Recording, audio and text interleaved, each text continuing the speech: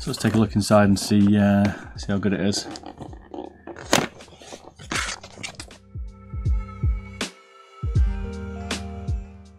USB-C, but you get the stabilized version.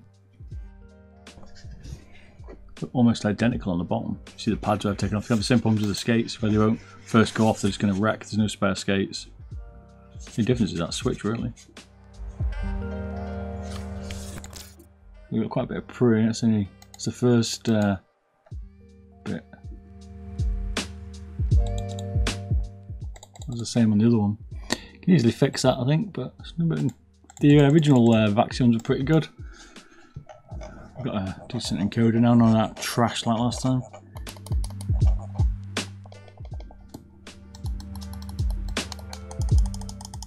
They feel like the mini or micro switches on the side though. We'll see, maybe not, I don't know. That's what it weighs anyway, actually. So what we got there, 77 grams. Okay. And then there's the wired version. So 10 grams difference.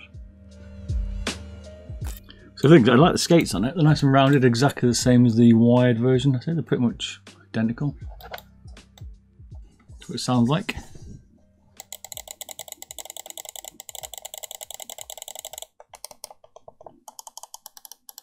It's not lightweight, 77. I mean, it is in some sense, but I don't think they're going for a lightweight mouse. The Vaxios never seem to have been tempted yet. It's a nice shape though, this. I do like the way you got a bit of comfort grooves in it. A bit of a comfort groove kind of fan. Coating's a bit slippier than the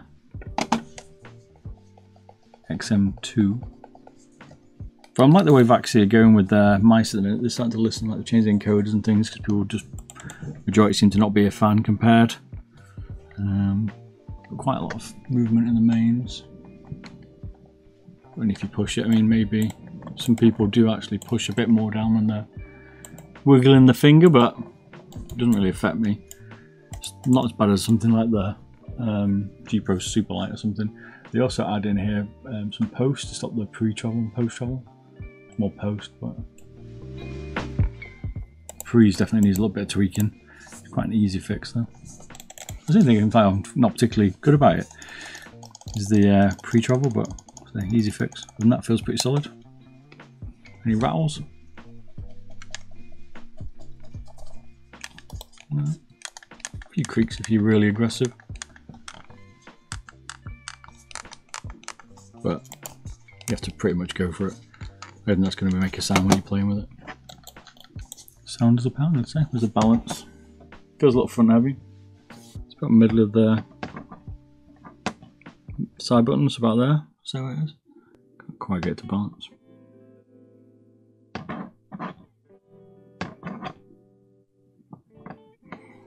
So it's probably just in line with the sensor, maybe slightly in front.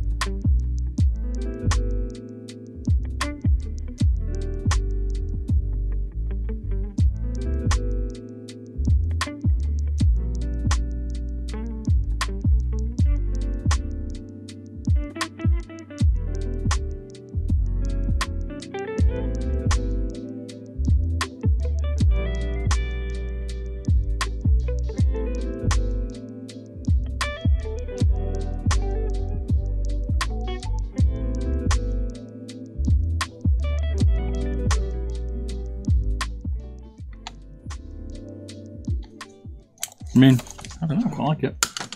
I like the shape.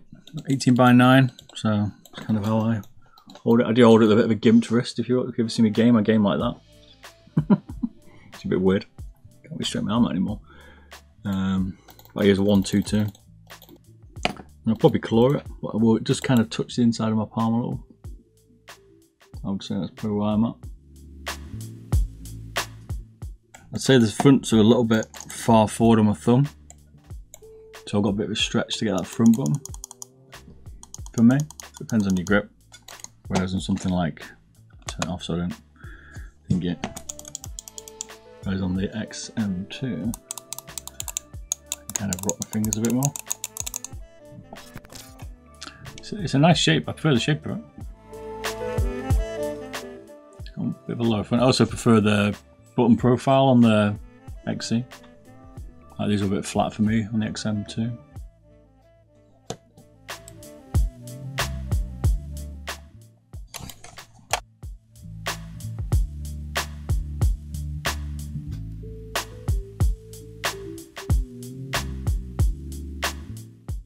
I think there's a little bit of pre in the mains which I would want to address personally, but I think that's the only complaint I've got. Skates are decent. I know they won't come off and go back on though. Overall weight 77 grams is it's okay. Nice balance. I'd say they feel a bit more mushy, the switches though, compared to like the X. I like the switches on that if you don't know. The main switch could be slightly better, I'd say. Probably Hawana, because they wouldn't seem to be in these, but yeah, it's decent. I think it's worth picking up if you like this shape. It's one of the better shapes out at the minute, definitely.